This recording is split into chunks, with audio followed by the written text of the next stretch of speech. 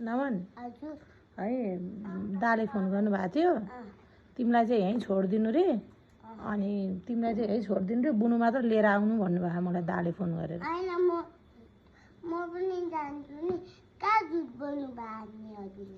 कस्तो झुट बोल्ने नि दाले आजकल भाउजू मलाई नमन नल्याउनु है नमनलाई 2-4 दिन है पोखरामै छोडिदिनु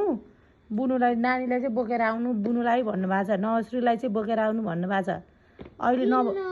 नवश्री जन्मेपछि तिम्रो माया लाग्दैन रे के दालाई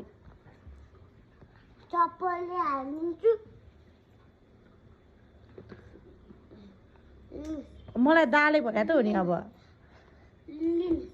आमा बुनलाई लाग्छ बेबी अनि दाले भने त मसँग किन रिसाएको तिमी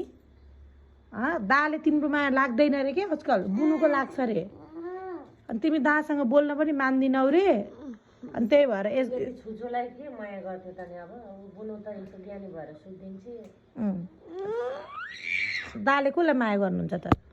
चप्पल लगाइदिन्छु दाले कसलाई माया गर्नुहुन्छ त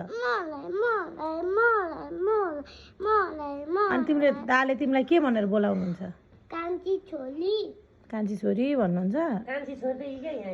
त नि अब बुनु त कान्छी भयो नि त सबभन्दा सानो त्यही भएर